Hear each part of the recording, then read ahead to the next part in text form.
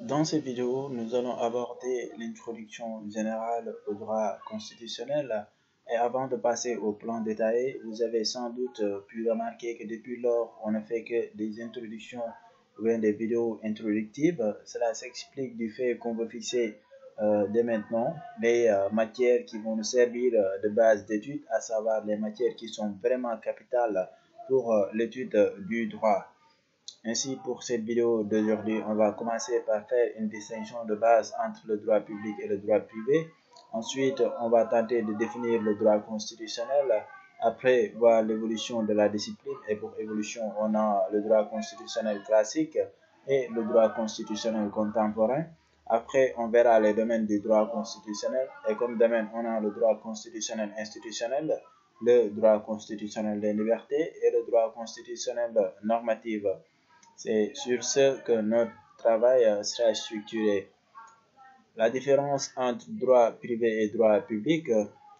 Le droit privé regroupe les disciplines juridiques qui règlent les rapports entre les personnes privées. Et par personnes privées, il faut y entendre les personnes physiques tout comme les personnes morales, mais de droit privé. Et à cet effet, on peut dire que le droit privé règle les questions d'intérêt privé ou d'intérêt personnel. Le droit public est l'ensemble des règles qui régissent l'organisation et le fonctionnement de l'État, ainsi que ses relations avec les personnes privées. On peut dire donc que le droit public a pour vocation de régir ou bien de régler les problèmes d'intérêt général. Il y a aussi une distinction à faire au niveau du droit public, à savoir le droit public international et le droit public interne. Le droit public international s'applique au rapport entre les États et le droit public interne s'intéresse aux questions soulevées par l'intervention de la puissance publique à l'intérieur de l'État. Ainsi, dans cette partie du droit public, on a le droit administratif, la finance publique et le droit constitutionnel qui fait l'objet de cette vidéo et qui est défini comme étant la branche du droit public qui vise à fonder le pouvoir politique, à l'organiser au sein de l'État et à établir les droits fondamentaux. Et juste une précision concernant l'objet du droit cons.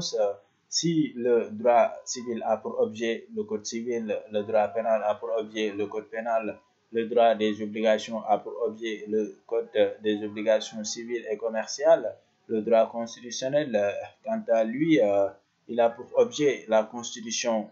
La Constitution qui est considérée comme étant la norme fondamentale qui fera l'objet d'une vidéo, Inch'Allah.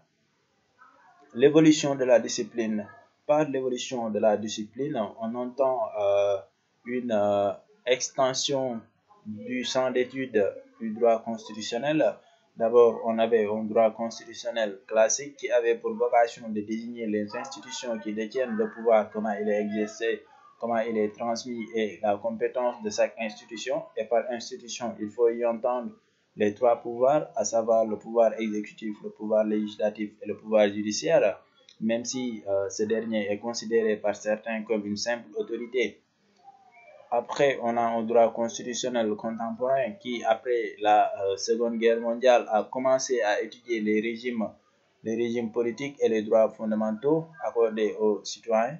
Ainsi, on note une extension du champ d'étude du droit constitutionnel. Après les domaines du droit constitutionnel et comme domaine du droit constitutionnel, on a le droit constitutionnel institutionnel qui règle les rapports entre les trois pouvoirs, mais aussi l'exercice et la dévolution du pouvoir. On peut dire donc que le droit constitutionnel institutionnel a pour vocation d'étudier le pouvoir dans l'État.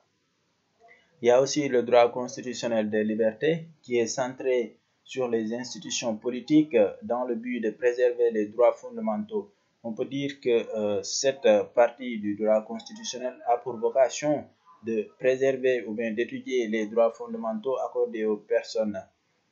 Et enfin, on a le droit constitutionnel normatif qui étudie les procédures d'adoption des normes et l'intégration des normes internationales et aussi leur valeur au niveau de la hiérarchie des normes.